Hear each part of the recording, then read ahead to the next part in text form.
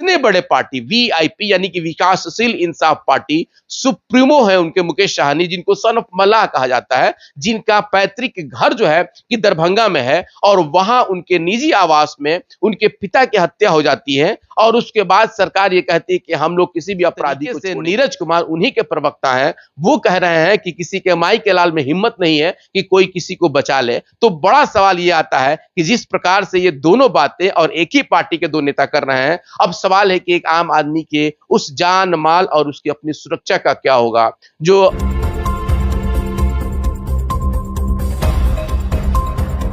सुबह में जब सबकी आंखें खुली तो उस वक्त एक बड़ी खबर आई और वो खबर थी वीआईपी पार्टी के जो सुप्रीमो है मुकेश साहनी, उनके पिता की हत्या कर दी गई है। और हत्या भी कहां, उनके अपने घर में, यानी कि उनका जो आवास है, जो निजी आवास है दरभंगा में, वहां पे उनके पिता की हत्या कर दी गई है। ये खबर बिल्कुल सनसनी की तरफ फैला और लगभग देश में देखा जाए तो एक तरह से बड़ा सवाल खड़ा कर दिया, खास करके प्रशासन और सरकार के ऊपर। पता चलता है कि जिस तरीके से उनकी हत्या की गई है, वो हत्या बिल्कुल एक तरह से निर्मम तरीके से की गई है। यानी कि जिस तरीके से जिस भी अपराधी ने उनकी हत्या की है या कोई उनका मकसद होगा, लेकिन बहुत ही बुरी तरीके से छत विछत तरीके से उनका ये बॉडी उनके कमरे से, उनके बेड से मिला हुआ है।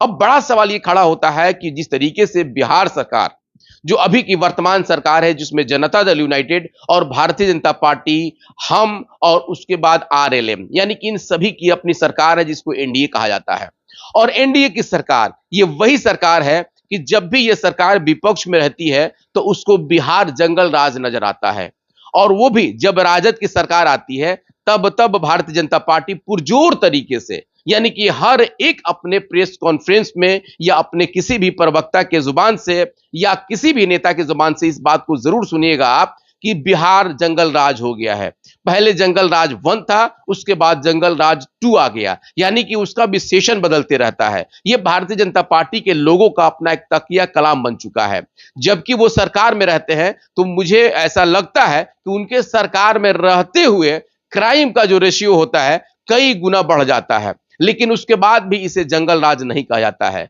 और ना ही किसी की हिम्मत होती है कि इसको जंगल राज कह दे। आज मैं जब इसका खास करके जब ये घटना हुई और उसके बाद मीडिया ने, जो जनता दल यूनाइटेड के प्रवक्ता है, उनसे जब बात की जा रही थी नीरज कुमार, तो उन्होंने साफ तौर पे कहा, हालांकि वो कहना कुछ और चाहते थे, लेकिन उन्होंने कहा कि किसी के माई के लाल में हिम्मत नहीं है जो किसी को बचा सके। हालांकि उनको यह बात कहना था कि किसी के माई के लाल में हिम्मत नहीं है कि कोई इसे जंगल राज कह दे। सवाल आता है कि जिस तरीके से गिरिराज किशोर, जो खुद को पोस्टर बॉय समझते हैं, जो खुद को हिंदुत्व का रक्षक मानते हैं, जिस तरीके से वो हमेशा मुसलमानों को टारगेट में रखते हैं और खास करके उन पार्टियों को जो उनसे, उनके विचारधारा से बिल्कुल अलग हो, उनके नजर में बिहार जंगल राज नजर आता है। मुझे याद है कि जब बिहार में सरकार बदली थी, महागठबंधन में जब जनता दल यूनाइटेड का एंट्री हुआ था, ठीक दूसरे दिन सिवान में प्रेस कॉन्फ्रेंस कर रहे थे खास करके गिरिराज किशोर, जो कि केंद्रीय मंत्री रह चुके हैं, और उन्होंने कहा था कि जंगल राज आ गया।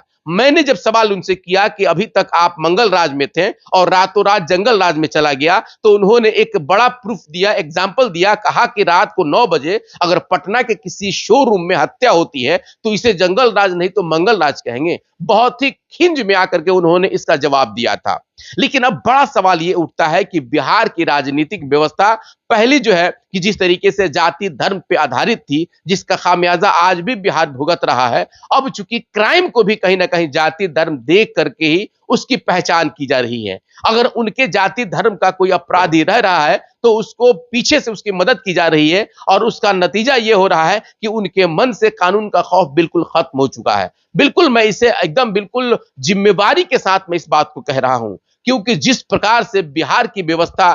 अभी बदल नहीं रही है। आपको याद होगा कि जब 2005 में पहली बार नीतीश कुमार और भारतीय जनता पार्टी की सरकार बनी थी, उस वक्त किसी भी क्रिमिनल की यह हिम्मत नहीं थी, किसी भी अपराधी की यह हिम्मत नहीं थी कि वो अपराध कर दे। उस वक्त सुशासन बाबू का तमगा दिया गया था नीतीश कुमार को। लेकिन जैसे जैसे वक्त बदलता गया, जैसे जैसे वक्त निकलता गया, वैसे वैसे ये सरकार निष्क्रिय होती गई, यानी कि जातीय और उसके बाद धर्म के आधार पर ये बंधन में बनती चली गई। उसके बाद इसका जो है कि कानूनी जो जो धार होता है वो कुंद पड़ता गया। ये बात मैं जिम्मेवारी के साथ इसलिए कह रहा हूं क्योंकि कई घटनाएं ऐसी हो रही हैं जिन घटनाओं को छुपाने के लिए ये देखा जा रहा है कि जो अपराधी है वो किस जाति का है, और अगर वो उनके जाति का हो रहा है तो पैरवी लगा करके उसके बचाव की जाती है। अब आप यहां कर सकते हैं कि जब ऐसी व्यवस्था होगी तो फिर बिहार का हाल क्या होगा। आज जिस दौर से बिहार गुजर रहा है, पहले भी इस बात को कहा जाता था कि बिहार की जो व्यवस्था है वो कभी बदल नहीं सकती है, लेकिन बदलने के पीछे आपकी इच्छा शक्ति नहीं है, उन नेताओं की इच्छा शक्ति नहीं है जो नेता माइक पे आकर के दम दो भरते हैं कि बिहार को हम क्राइम से जो है कि जीरो कर देंगे, यहां व्यवस्था बदल देंगे। लेकिन सच्चाई तो यही है कि व्यवस्था ना तो बदलने वाली है और न ही यहाँ की जो हालात है वो सुधरने वाले हैं। अब आप सोचिए कि इतने बड़े पार्टी वीआईपी यानी कि विकासशील इंसाफ पार्टी, सुप्रीमो है उनके मुकेश सहनी, जिनको सन ऑफ मल्लाह कहा जाता है, जिनका पैतृक घर जो है कि दरभंगा में है, और वहां उनके निजी आवास में उनके पिता की हत्या हो जाती है और उसके बाद सरकार ये कहती है कि हम लोग किसी भी अपराध,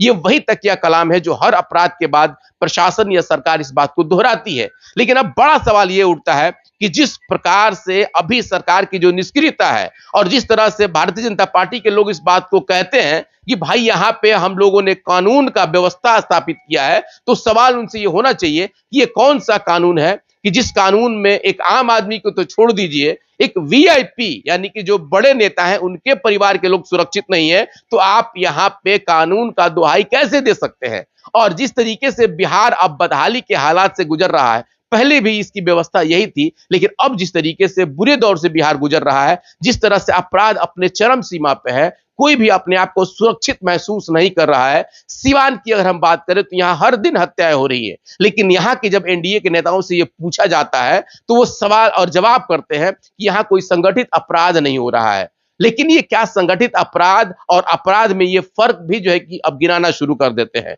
इन्हें वो नजर नहीं आता है कि हर दिन एक हत्याएं हो रही हैं, ये चाहे वो संगठित हो या किसी के द्वेष में हो, लेकिन हत्याएं तो हो रही हैं। आखिर इसका जो है कि पटाक्षेप कब होगा, इसके ऊपर रोक कब लगेगी, इसके ऊपर बंदिशें कैसे लगेंगी, क्या सरकार इसके ऊपर कोई बड़ी गंभीर विचार कर रही है। अगर नहीं कर रही है तो फिर चाहे वो भारतीय जनता पार्टी हो या फिर राजद हो, उन लोगों को कानून की दुहाई देकर के, संविधान की दुहाई देकर के आम आदमी की सुरक्षा कहने का कोई अधिकार शायद कि फिलहाल नहीं है। जो खबर आज सुबह में आई है वो खबर अपने आप में बहुत बड़ी खबर है कि जिस पिता के कहा जाता है कि उनका बेटा एक बड़ा नेता हो, बिहार में एक बड़ा चेहरा हो, एनडीए की सरकार उसमें वो सहयोगी रहे हो और मंत्री रहे हो, और वो आज विपक्ष में है, उनके पिता अगर सुरक्षित नहीं है तो आप अंदाजा लगा लीजिए कि बिहार का आम नागरिक और कितना सुरक्षित होगा। एक सवाल खड़ा होता है जनसुराज के ऊपर भी। जो जनसुराज बिहार की व्यवस्था को दिखाने के लिए वो कई तरह के डॉक्यूमेंट्री बना रही है,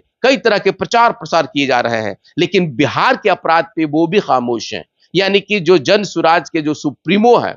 प्रशांत किशोर, वो भी बिहार की जो खास करके क्राइम व्यवस्था है वो उस पे खामोश है। उनका कोई भी बड़ा टिप्पणी इसके ऊपर नहीं आता है कि बिहार को किस तरीके से अपराध मुक्त किया जाए। आपको याद होगा कि जो सिवान की पूर्व सांसद है कविता सिंह, उनके पति अजय सिंह से जब मैंने सवाल किया था तो उन्होंने खुले तौर पे कहा था कि किसी भी एमपी हो या विधायक हो या मुख्यमंत्री हो, उसके बस की बात नहीं है जो क्राइम को जीरो कर।